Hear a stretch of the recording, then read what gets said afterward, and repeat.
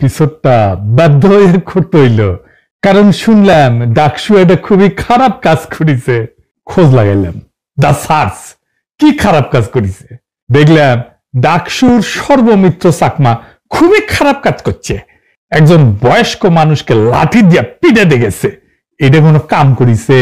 তার উপরে দেখেন মাথার টুপি দাড়ি, এরকম একটা সুন্নতি পোশাক পরা মানুষকে লাঠিয়াতে মারতে গেছে। আচ্ছা আগে ভিডিওটা দেখান। এইটা সাহেব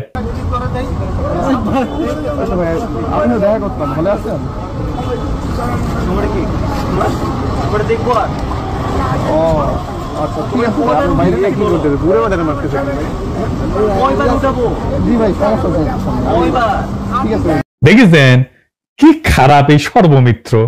নামেই সর্বমিত্র, নাম তো সর্বশত্রু হওয়া উচিত ছিল, ঠিক কিনা বলেন? আচ্ছা এইবার দেখেন মাদকের ট্যাকার ভাগাভাগি নিয়ে গ্যাঞ্জাম করিচ্ছে ওই একই লোক।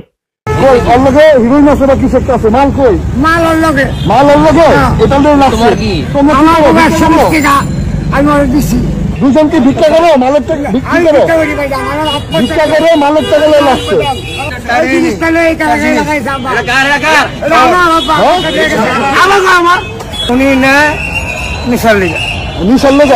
তুমি এত করলে সকলে বড়। হ্যাঁ আমি টাকা পাই তারা লিগে আমি নিয়ে এসেছি।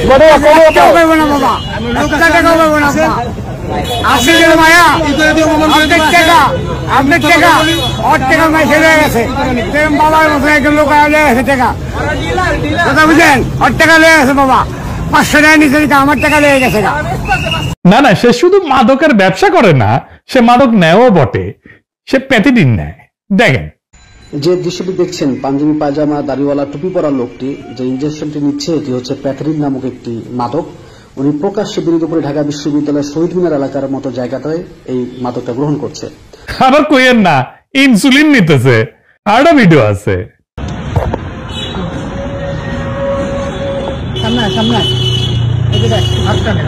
টুপি পয়রা কাকার হাতে, কাকাটা ছাড়ো, ওটা ছাড়ো, ওটা ছাড়ো, ওটা ছাড়ো। এই যে ইনজেকশন, একটা মানুষ কান্দার পর একটা মানুষ ইনজেকশন। এই যে এখানে একটা, এই যে এই আরামজাদা ইউনিভার্সিটি ক্যাম্পাসে আছে কেমনে? মানে এরে কিছু কওয়া যাবে না, সর্বমিত্ররে ধুয়ে দিতেছে সবাই। এই বৃদ্ধ মাদকের ব্যবসা করে ঢাকা বিশ্ববিদ্যালয় ক্যাম্পাসে, তার শরীরে কলে একটা আঘাত করা হয় নাই, শুধু লাঠি হাতে শাসানো হয়েছে। ক্যাম্পাস থেকে মাদক দূর হইলে লাভ টাকা, দিন শেষে ক্ষতি নয় বামদের। ওদের নিশা না করলে শরীরে বিপ্লবী জোশ আসে না। তারপরে দেখলাম যে ডাক্তার জাহিদ কইছে কোথাও মাদকের সমস্যা থাকলে তা উচ্ছেদ করার এখতিয়ার কারো থাকা উচিত না। আমি তো শুইনা চোদনা হয়ে গেলাম। উচিত অনুচিতের প্রশ্ন আনিছে। দেখেন লিগাল বা আইনি ইস্যু কিন্তু না, যেটা বেআইনি এটা লিগালি ইনকারেক্ট তা কিন্তু না, আইনি ইস্যু আনে নাই, আনিছে উচিত কিনা সেটা। তো ডাক্তার জাহিদ আপনার উচিত অনুচিতের মাপকাঠি কেন পাবলিককে খাইতে হবে, পাবলিককে কেন মানতে হবে? আপনি কি বাঙ্গুল্যান্ডের ন্যায়পাল নাকি মুফতি যে আপনার ফতোয়া আমাদের মাইনে চলতে হবে?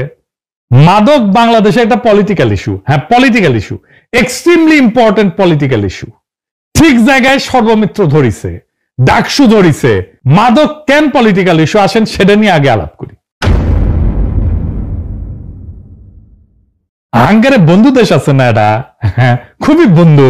হ্যাঁ জানেন তো সেই দেশের সবচেয়ে বহুল ব্যবহৃত পণ্য কোনটা ছিল জানেন? বাংলাদেশে কোনটা সবচেয়ে বেশি চলিচ্ছিল 90-এর দশকে? জানেন? এটা ফেন্সিডিল। ফেন্সিডিল এটা কফ সিরাপ, ওইটা দিয়া বাংলাদেশের তরুণদের নেশা করাতে শিখেছে ইন্ডিয়া। 90-এর দশক থেকে শিখাইছে, সীমান্তে কারখানা বসাইছিল, কোটি কোটি ফেন্সিডিলের বোতল পাঠাইছে। এটা কি রাষ্ট্রীয় পৃষ্ঠপোষকতা ছাড়া হয়? হয় না। হ্যাঁ গরু এসপার দেয় না, ফেন্সিডিল আছে যাকে যাকে যাকে যাকে। কেন ফেন্সিডিল? কেন ফেন্সিডিল খাইছেন কখনো? খান নাই না? আপনারা ভালো, আমি জানি আপনারা ভালো ছেলে, সন্ধ্যাবেলা বাড়িতে ফিরেন আর আবার হাত মুখ ধুয়ে পড়তে বসেন। আমি তো অত ভালো না, তো আমি খাইছি, খাইছি মেডিকেলে পড়ার টাইমে। ওটা খায় আবার ঘন চা খেতে হয়, চা খাওয়া মিষ্টি দেওয়া, ঘন দুধ দেওয়া চা, তাহলে নিশা ভালো জমে। আর ক্ষুদ্র ভাতা আর ভগ্নীরা কবে আপনি তো ঠিকই নিশা করেছেন। করেছি আমি মেলা অজায়গায় জায়গায় মুখ দিছি, সেজন্য ইনকা ফাইটিং স্পিরিট পেয়েছি। আমি সুশীল না, সেই জন্যে কাউরে ডরাই না, জনতার স্বার্থের বিরুদ্ধে দাঁড়াইলে তারে হুতায় দিতে আমি এক মুহূর্ত ভাবি না, আমার কিছু হারানোর নাই তো। যাই হোক, ফেন্সি নিশার ব্যাপারে আসি। তো ফেন্সি কে হায় আল্লাহ, খালিদ জি ভাই। তো এই জিমানিটাই চাই ইন্ডিয়া।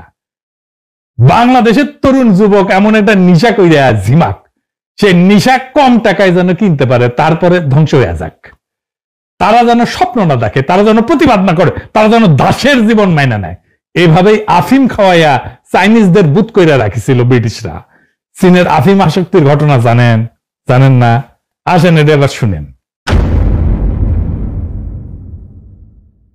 চীনকে আফিম খাওয়ায় বুত কইরা রাখা হইতো।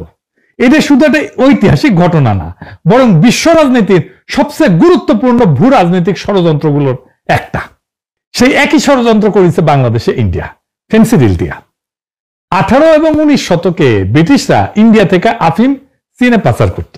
তো এই আফিম দিয়ে এমন একটা বাণিজ্যিক ফাঁদ তৈরি করেছিল, যার ফলে চীনের যে রূপার ভান্ডার, এটা ধীরে ধীরে শূন্য হয়ে পড়ে।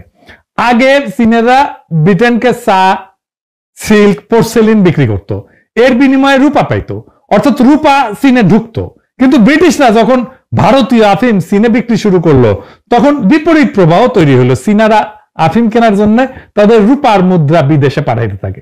এইভাবে কয়েক দশকের মধ্যে চীনের বৈদেশিক রিজার্ভ, রূপার মজুদ পুরা জয় বাংলা হয়ে যায়, মুদ্রাস্ফীতি বাড়ে, কৃষক ব্যবসায়ীরা দেউলিয়া হয়ে যায়, আর প্রশাসনে দুর্নীতি, সামাজিক পতন শুরু হয়। ফলে চীনের অর্থনৈতিক এবং নৈতিক কাঠামো ভেঙে পড়ে এবং মানুষকে মানসিকভাবে বশীভূত করে ফেলে। যখন চীনের সম্রাট এই মাদক বাণিজ্য বন্ধ করতে চায়, তখন ব্রিটেন বাণিজ্যের স্বাধীনতার অজুহাতে যুদ্ধ চাপায় দেয়, যা ইতিহাসে আফিমের যুদ্ধ নামে পরিচিত। এতে চীনকে হংকং ছাড়তে হয়। চীনের হংকং এর যে মালিকানা ছিল সেটা ছাড়তে হয়। অনেকদিন কিন্তু এটা ব্রিটিশ শাসনে ছিল, কিছুদিন আগে ছেড়ে দিচ্ছে। এটা বন্দর খুলে দিতে হয়, এমনকি মাদক ব্যবসাকে বৈধ করতে হয়। এই আফিম নীতি ছিল এক ধরনের উপনিবেশ, যেখানে বন্দুক না, আসক্তি ছিল অস্ত্র। চীনারা আজও ওই সময়কে 1 শতাব্দীর অপমান বলে মনে রাখে এবং তাদের বর্তমান রাষ্ট্রীয় নীতি গড়ে উঠছে এই প্রতিজ্ঞায়, আর কখনো আমাদের জাতিকে আফিম খাওয়ায় ঘুম পাড়ানো যাবে না। বুঝেছেন? এই মাদক একটা সিম্পল জিনিস না, এটা জিও পলিটিক্যাল একটা ইস্যু। বর্তমান দুনিয়ায় মাদকই হয়ে ওঠে অপরাধ, সন্ত্রাস, অস্ত্রের একটা উৎস। এইটারে বামেরা গ্লোরিফাই করে, কেমন জাউডা দেখেছেন?